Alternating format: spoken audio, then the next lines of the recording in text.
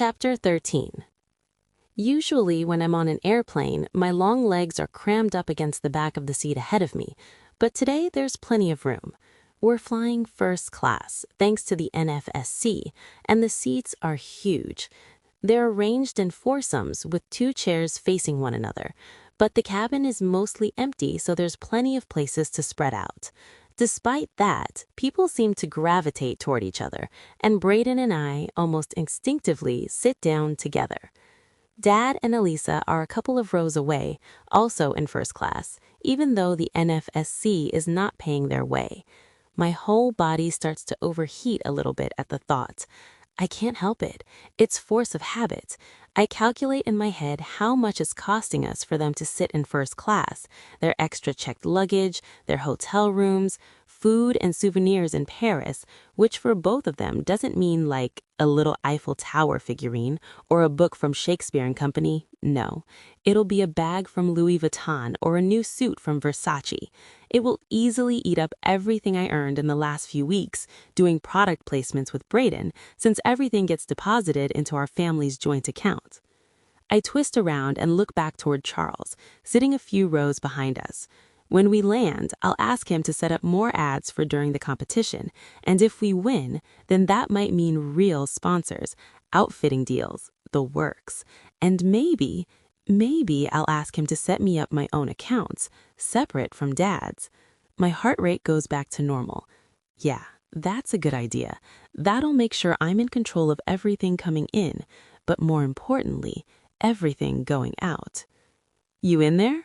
Braden asks, and I shake my head, trying to bring myself back completely.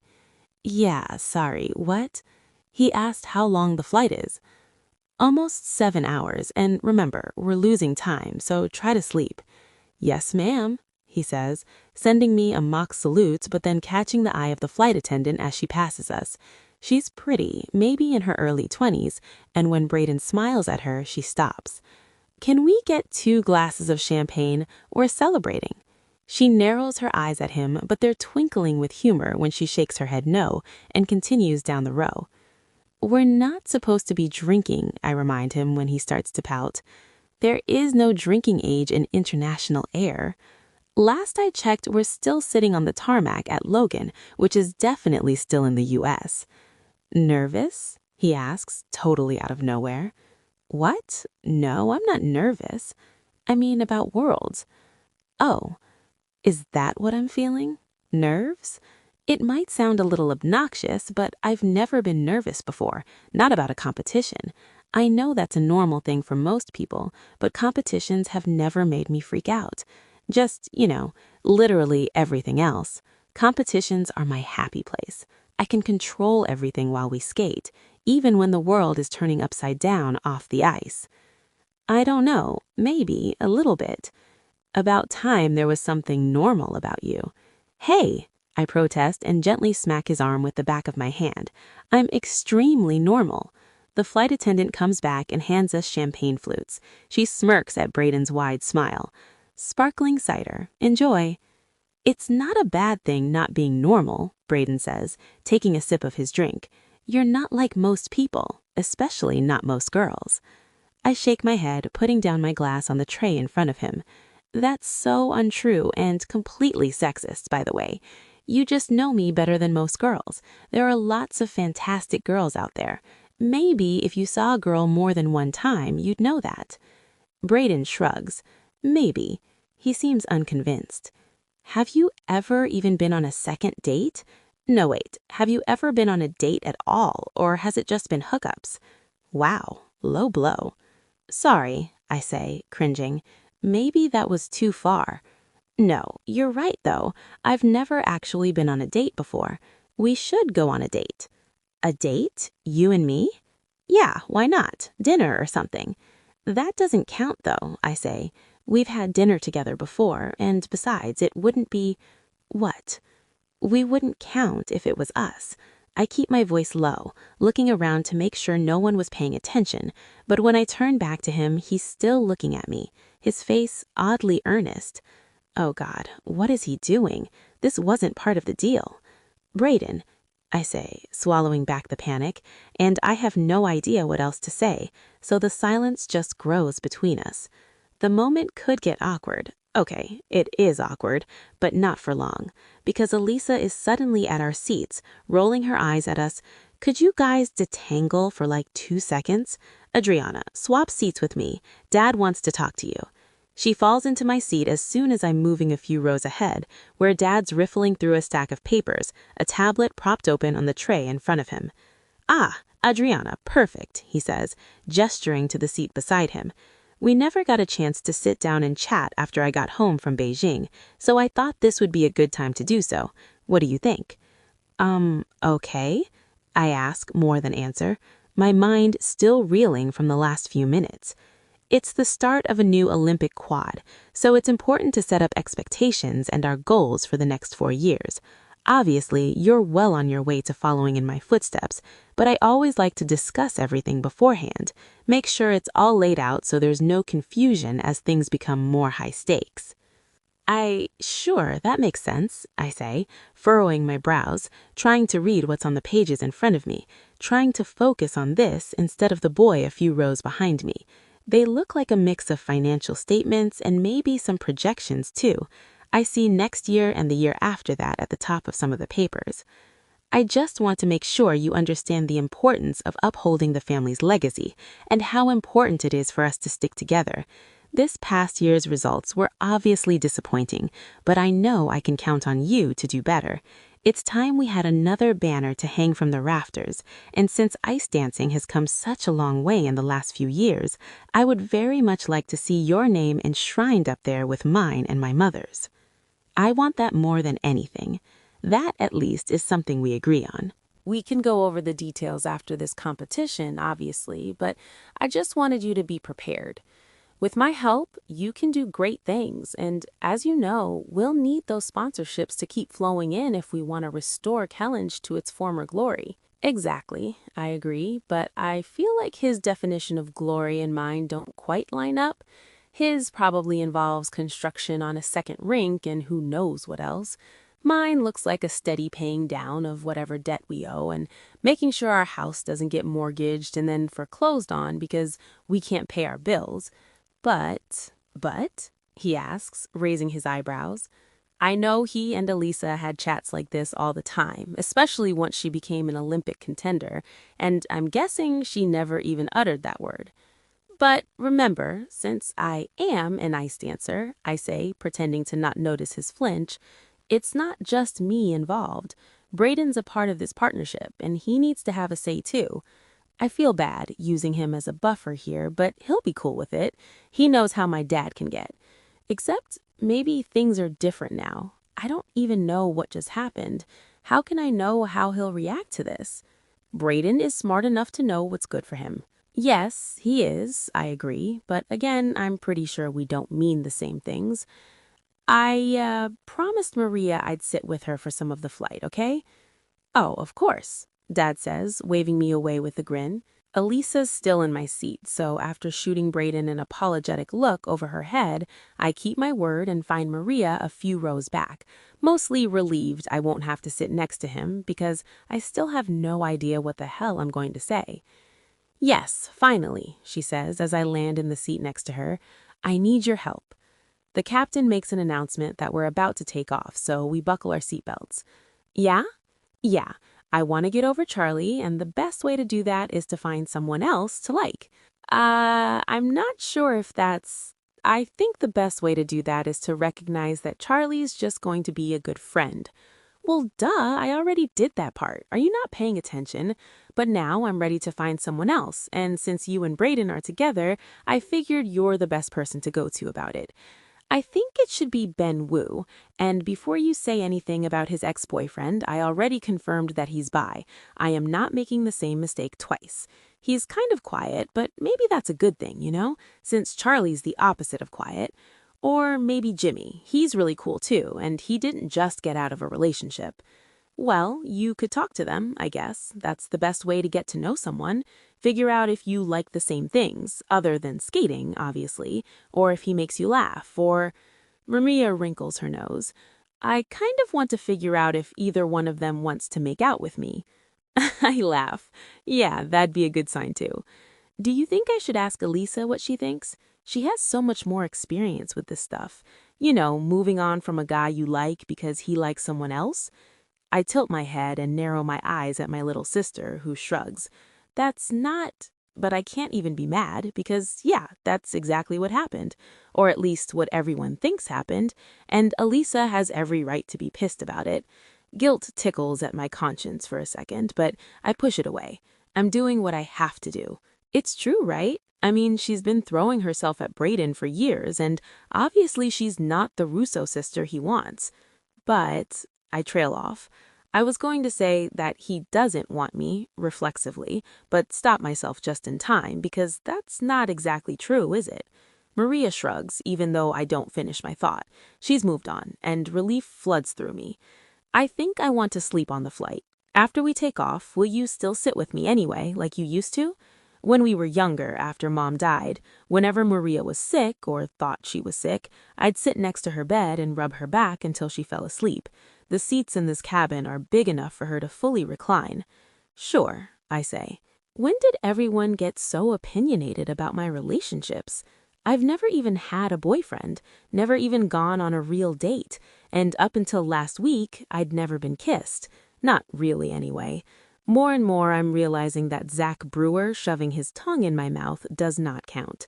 Real kissing is something else entirely. Real relationships, those I have no idea about. Maria passes out less than an hour into the flight, and I'm not far behind her. When I wake up, it's hours later, and we're somewhere over the Atlantic Ocean. Despite the first-class seats, every muscle in my body feels like it's coiled and pressed in a vice. I start to sit and stretch when I hear hushed voices across the aisle from me. I think she's too good for him, but whatever, they seem happy. Who knows? Maybe it's one of those relationships where he's figured out what's really important, you know? Or it's convenient, Freddie's low rumble answers. He seems her type. People can change, and you can't help who you fall in love with. You definitely can, Freddie shoots back. You can just decide. If you don't want to love someone, you don't have to. And if you want to love someone, you can just decide. Have you been binging Grey's Anatomy again?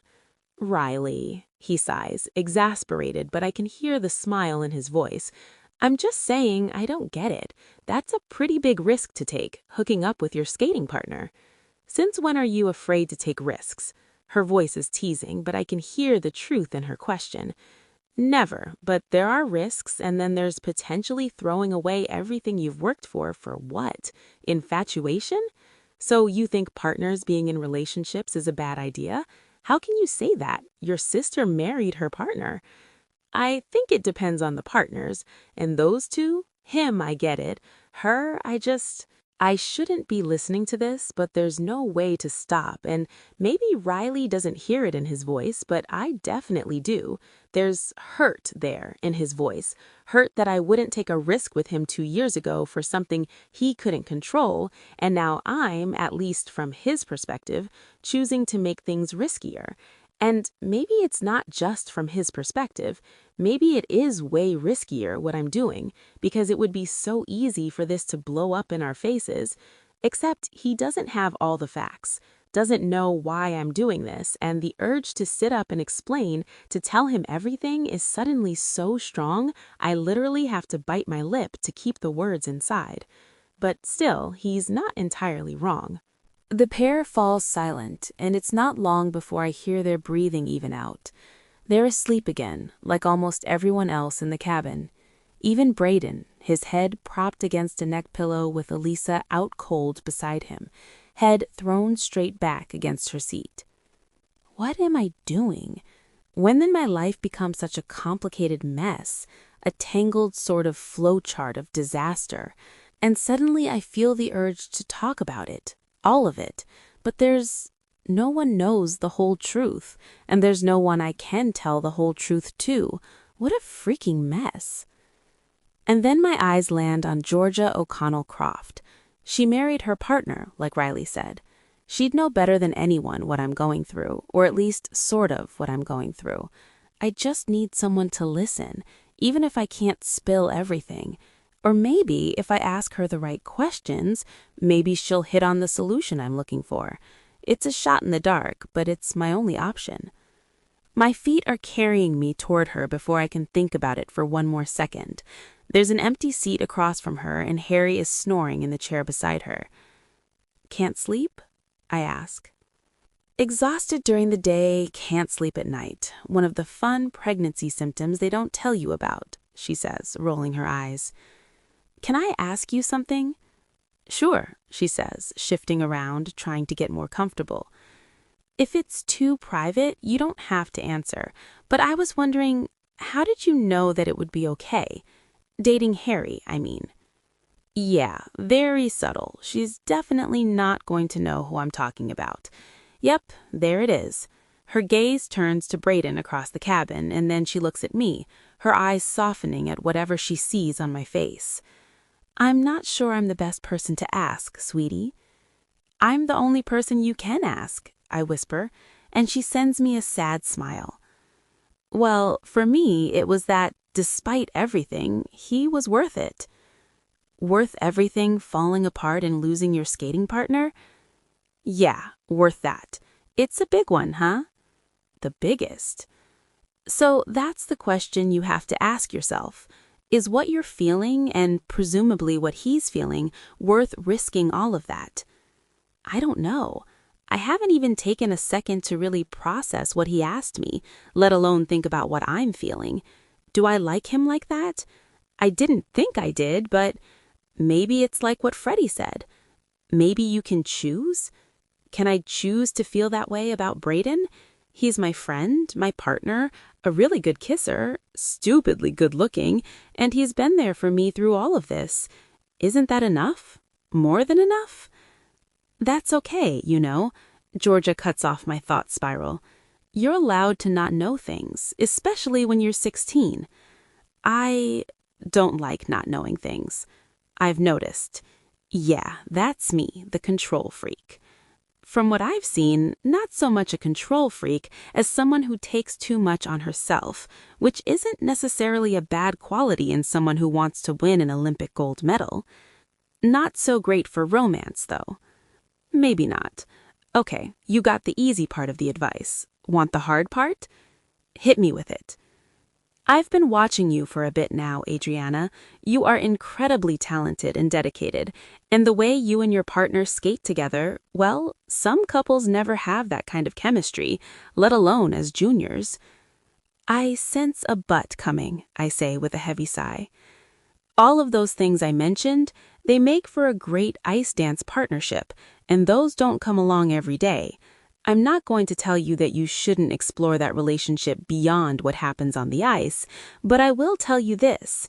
It's important to be sure, because the decision you're thinking about making, it will impact the rest of your life. Here's the hard part. You have to talk to him about it. It's not a choice you should be making on your own. He seems to think it's a great idea. I bet he does, at least on the surface. But have you discussed the other things? The fallout? We promised that if it didn't work out, we'd go back to how things were before. And you think that's possible? Asks Georgia.